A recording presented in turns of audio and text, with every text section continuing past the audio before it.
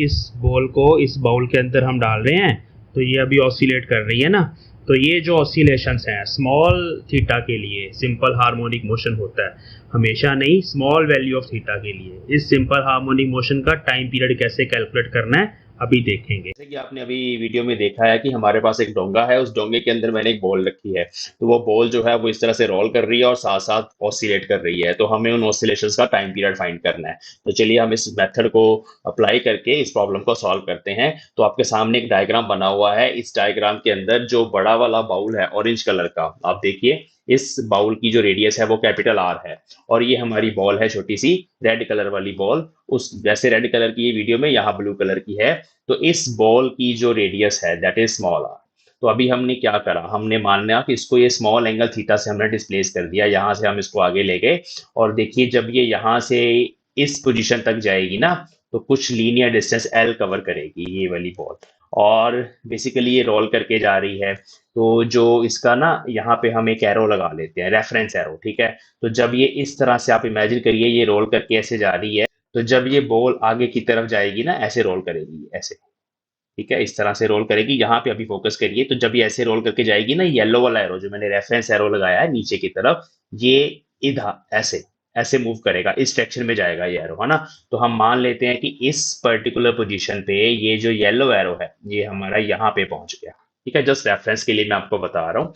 और ये एंगल कितना है, देखिए ये वर्टिकली डाउन बनाया था मैंने, तो वर्टिकली डाउन के विद रिस्पेक्ट टू मान लेते हैं यहाँ पे हमारा ये जो एंगल है ये बना फाई, इसको हम फाई मान लेंगे इस एंगल को।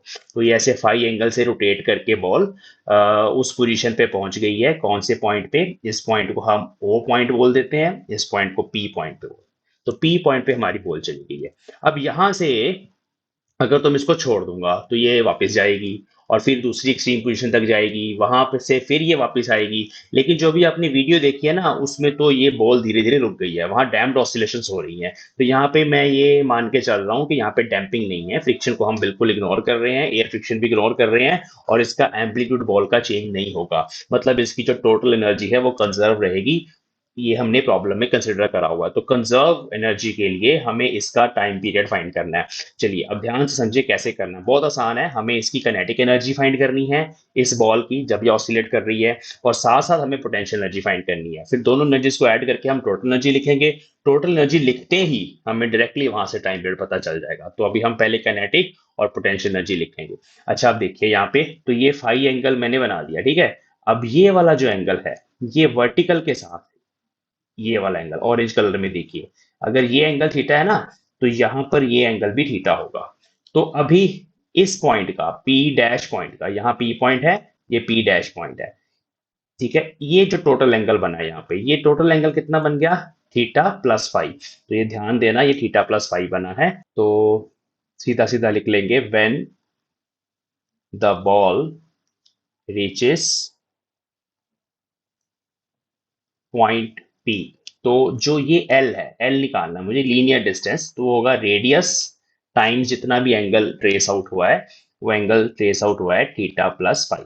देखिए ये बड़ा आसान है। अगर आपके पास एक फ्लैट सरफेस है, यहाँ पे एक सफियर है, तो इस सफियर का ये रेफरेंस पॉइंट है। मान लो ये सफियर ऐसे रोल कर रहा है और रोल करके ये यहाँ पे पहुंचा। तो अभी ये जो रेफरेंस पॉइंट था इनिशियली, ये यहाँ पे पहुंच गया, मान लो ये टोटल एंगल मान लो थीटा है। तो ये लीनियर डिस्प्लेसमेंट कितना कवर किया इसने, ये लीनियर डिस्प्लेसमेंट होगा radius, radius of the ball into angle, होता है ना arc is equal to radius into angle. तो वहां से ये एल आया मेरे पास। तो ये एल निकालने के लिए हम इसको यूज करेंगे। तो this is our equation number one. अच्छा अब बड़े सफियर के लिए देखिए, जो होलो सफियर है, चाहे इसको आप डोंगा बोल लीजिए चाहे आप इसको बाउल बोल लीजिए, इसकी रेडियस आर है। तो अगर मैं इस बड़े ट्रायंगल से देखूं, वहां से भी एल लिखा जा सकता है।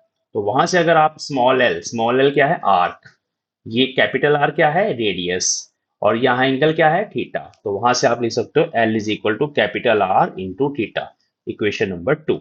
अब बच्चे जब ये बॉल रोल करके यहां जाएगी, तो उस सिचुएशन में हमारा फाई एंगल चेंज हो रहा है और ऊपर से दूसरा एंगल चेंज हो रहा है थीटा।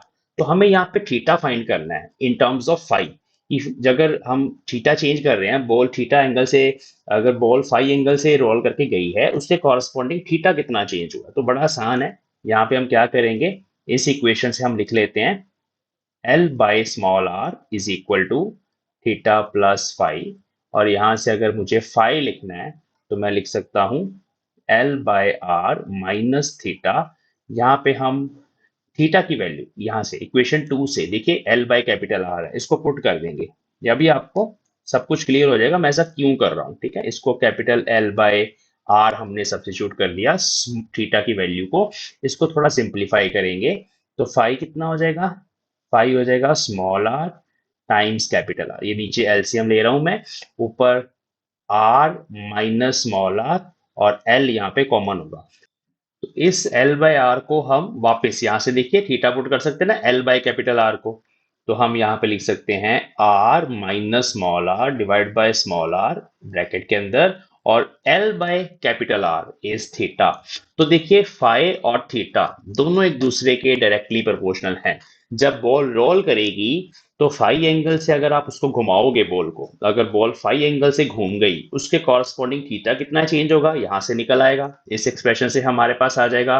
और अगर हम थीटा देखें ऊपर से थीटा कितना चेंज हो रहा है बॉल का, मतलब अगर हम इस ओ से पी तक ले गए बॉल को तो ये एंगल थीटा कितना चेंज हो रहा है उसके कॉरस्पॉन्डिंग हम फाई भी निकाल सकते हैं। तो अब यहाँ पे दो चीजें इन्वॉल्व हैं, एक तो थीटा एंगल, दूसरा फाई। अब जो बॉल की रोलिंग है वो रोलिंग फाई पे डिपेंड कर रही है, तो इसकी जो एंगुलर वेलोसिटी होगी वो होगी d phi by D t. हम इसको डिफ्रेंशिएट करके d phi by D t लिखेंगे, तो नेक्स्ट शीट पे करेंगे। So we get d phi by D t as R minus small r divide by small r into d theta by d t. ठीक है, चलिए now kinetic energy, kinetic energy का formula लिखना है। Kinetic energy क्या होगी इस ball की, half M we square plus half I omega square. Sir ये फॉर्मूला कहां से आया, देखिए बॉल रोल भी कर रही है, उसका रोटेशनल मोशन भी चल रहा है, साथ साथ साथ साथ कुछ लीनियर डिस्प्लेसमेंट भी हो रहा है उसके सेंटर ऑफ मास का। तो जो लीनियर डिस्प्लेसमेंट हो रहा है उसके corresponding translational kinetic energy half M we square होती है, और जो रोलिंग वाला मोशन है उसका उसके कॉरस्पॉन्डिंग ये half I omega square is kinetic energy of rotation, ये भी यहाँ पे आएगी। तो काइनेटिक एनर्जी इन दोनों एनर्जीज का सम होगा। आई क्या है यहाँ पे, आई बच्चे है बॉल का मोमेंट ऑफ इनर्शिया। अगर आप उस रोलिंग बॉल को सॉलिड बॉडी मान के चलोगे, सॉलिड मतलब अंदर से पूरी भरी हुई, जैसे रबड़ की गेंद होती है जैसे मेरे केस में थी, तो उस केस में जो आई होता है ना मोमेंट ऑफ इनर्शिया, उसका फॉर्मूला बन जाता है सॉलिड के केस में 2/5 एम आर स्क्वायर, आर उसकी रेडियस है, एम उसका मास है सॉलिड के केस में। और अगर होलो है, अगर मान लो आप होलो बॉल प्लास्टिक की बॉल है आपके पास, तो ये फॉर्मूला होता है 2/3 एम आर स्क्वायर। तो जो भी बॉल की सिचुएशन आपके पास आएगी प्रॉब्लम में, आप उसका आई यहाँ पे पुट करेंगे। अब यहाँ पे वी कैलकुलेट करना है और ओमेगा देखना क्या है। तो मैंने जैसे अभी आपको बताया कि जो हमारा ओमेगा है वो तो यही है, तो omega is here omega is d phi by dt, क्योंकि जो एंगल चेंज हो रहा है बॉल का वो फाई एंगल चेंज हो रहा है, rate of change of angular displacement is angular velocity. तो ओमेगा क्या है d phi by dt, और इसको हम लिख देंगे r minus r divide by small r into theta dot. तो ये हमारा omega, theta dot D theta bye dt को हम थीटा डॉट लिख सकते हैं। चलिए अब v की बात करते हैं। तो v इज लीनियर वेलोसिटी, ये उसके सेंटर ऑफ मास की वेलोसिटी है। तो ये बच्चे हमारी सिचुएशन है यहाँ पे, ये सेंटर ऑफ द बाउल, यहाँ पे हमारी छोटी सी गेंद है, ये जो बॉल है इसका सेंटर ऑफ मास ये सी पॉइंट है।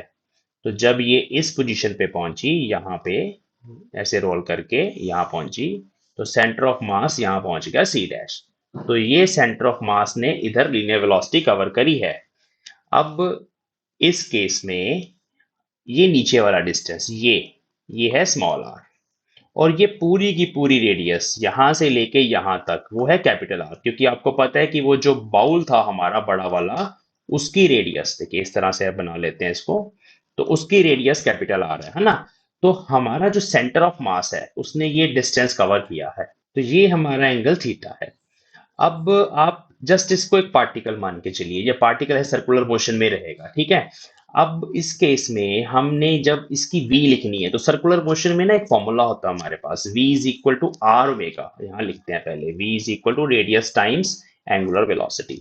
अब रेडियस क्या है, देखिए इस सी पॉइंट की रेडियस आपने देखनी है, सी पॉइंट के कॉरस्पॉन्डिंग यहाँ जो ऐसे सर्कल बन रहा है उस सर्कल की रेडियस देखनी है, तो वो होगी capital R minus small r. Colour change करके दिखाएंगे आपको। तो वो यहां से लेके यहां तक है, तो ये ब्लू कलर वाला जो डिस्टेंस है वो आर माइनस स्मॉल आर है। ठीक है, तो वी इज आर, आर मतलब जो सर्कुलर मोशन है उसकी रेडियस वो आर, यहाँ पे capital R minus small r है, इनटू ओमेगा। अब ओमेगा क्या होता है, इस केस में हमारा ये थीटा एंगल चेंज हो रहा है, तो rate of change of this angle theta is omega. तो हम यहाँ पे D theta by D T लिख सकते हैं, मतलब थीटा डॉट लिख सकते हैं।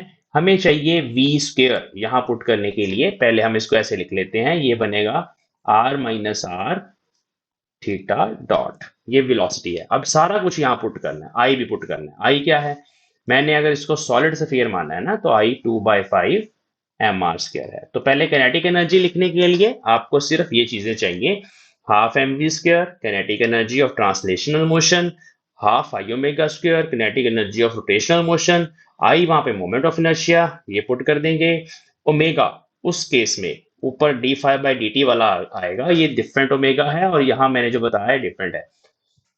ओमेगा इस केस में D five by D T है, तो वो मैंने ओमेगा आपके सामने लिख दिया। सारा कुछ यहाँ पुट करेंगे तो टोटल कैनेटिक एनर्जी हमारे पास क्या आएगी, ये बन जाएगी, थोड़ा इधर करके लिखते हैं, हाँ जी, तो के बनेगा half M we square, V square is R minus R whole square theta dot square, चलिए, plus half I omega square, I क्या है 2/5 M R square into omega square, omega ये है हमारे पास, वो क्या है R minus R divide by small R का whole square theta dot square.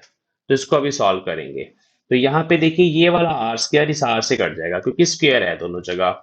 यहाँ पे ये वाला 2 से कैंसिल हो चुका है, और यहाँ बाकी सब चीजें तो मुझे कॉमन नजर आ रही हैं। तो हमारे पास M R minus small are whole square theta dot square ये सब कॉमन है, देखिए यहाँ पर भी है, इस जगह भी है, अंदर क्या बचा 1/2 प्लस 1/5, तो ये हमारे पास हो गया 7/10। तो answer is 7/10 m R minus small are whole square theta dot square. So this is the kinetic energy, total kinetic energy of the ball, which depends upon theta, d theta by dt यहाँ पे आ रहा है, which is rate of change of angle theta. Okay. अब हमें लिखनी है इसकी potential energy, kinetic energy वाला पार्ट फिनिश हो गया। तो देखिए यहाँ पे ना कंपैरेटिवली इजी है इसको सॉल्व करना, क्योंकि अगर आप फोर्सेस कैलकुलेट करेंगे, यहाँ पे आप डाउनवर्ड फोर्स लगाएंगे, फिर रोटेशनल मोशन है, टॉर्क भी इन्वॉल्व होगा, वो थोड़ा डिफिकल्ट हो जाता है। तो इस तरीके से हम किनेटिक एनर्जी और पोटेंशियल एनर्जी कंसिडरेशन से इसको आसानी से सॉल्व कर सकते हैं। पोटेंशियल एनर्जी लिखना तो बहुत आसान है, और ये ट्रिक आपके बाकी प्रॉब्लम्स में भी काम आएगा जो भी हम डिस्कस करने वाले हैं। तो देखिए पोटेंशियल एनर्जी कैसे लिखनी है। पोटेंशियल एनर्जी लिखने के लिए ना एक पेंडुलम वाली छोटी सी एग्जांपल पहले समझ लो। कोई भी बॉडी है, ये वही सी पॉइंट है बॉल का सेंटर, इसको घुमा के हम यहाँ पे ले आए उस सी पॉइंट को, ठीक है, जैसे मैंने अभी आपको बताया। ये लेंथ हमारी अभी के लिए आप स्मॉल एल मान लो, बाद में हम इसको capital R minus small r लिखेंगे, सी पॉइंट का जो डिस्टेंस था। अब यहाँ से क्या हुआ है, देखिए इस पॉइंट से इस बॉल की जो हाइट है वो ये रेज हुई है, इसको वाई लिख लेते हैं। हमें इस y को कैलकुलेट करना है, तो कैसे करेंगे, यहां से ऐसे परपेंडिकुलर ड्रॉ करा मैंने, ठीक है, और हम इतनी लेंथ, ये एंगल थीटा से सी पॉइंट शिफ्ट हुआ था, इतनी लेंथ लिख सकते हैं येलो कलर में। This is hypotenuse L, base लिखना चाहता हूं मैं इस राइट एंगल ट्रायंगल का, तो वो बनेगा एल कॉस थीटा। तो ये जो y है वो टोटल लेंथ यहां से लेके यहां तक थी, ये टोटल लेंथ l है, उसमें से l cos थीटा को माइनस कर देंगे, तो y क्या होगा l minus l cos theta. हमारी सिचुएशन में जो l था ना वो क्या है, वो है capital R minus small r, जैसे मैंने अभी आपको बताया, डायग्राम देख सकते हैं आप।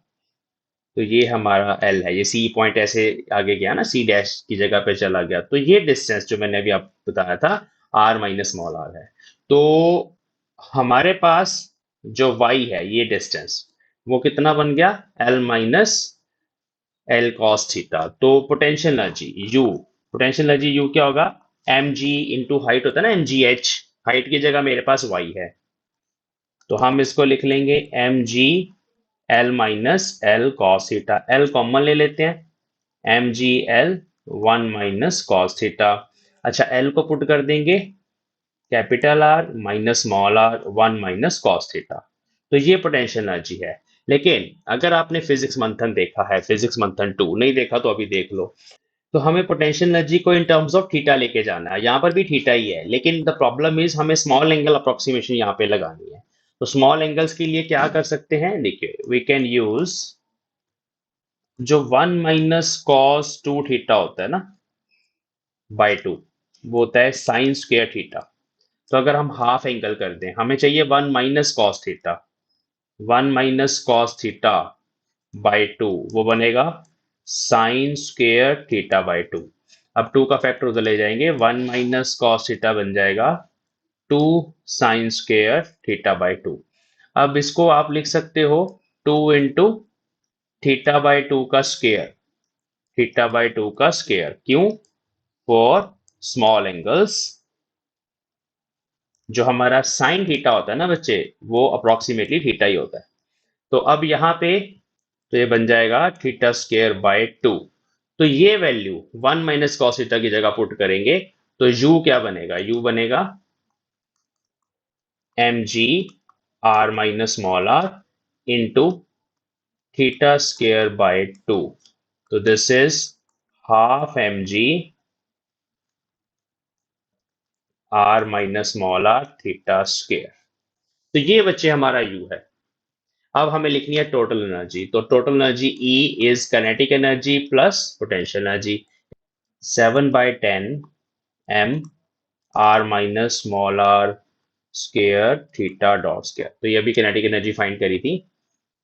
और plus U is half m g r minus small r theta square. तो दिस इज टोटल एनर्जी। तो now coming to the main crux, जो हमने फिजिक्स मंथन 2 में सीखा था कि अगर हमारे पास टोटल एनर्जी की इस तरह की फॉर्म बन जाए, half M we square plus half k h square, है ना, इस तरह की फॉर्म हमने अल्फा बीटा की टर्म्स में किया था। तो half alpha v square plus half beta x square. ये v क्या होता है, d x by D t. V को आप एक्स डॉट भी लिख सकते हो, एक्स डॉट कर देते हैं ना, एक्स डॉट स्क्वायर। तो देखिए यहाँ एक्स डॉट स्क्वायर है, उसकी जगह मेरे पास थीटा डॉट स्क्वायर है। यहाँ एक्स है सिंपली एक्स स्क्वायर, यहाँ थीटा स्क्वायर है।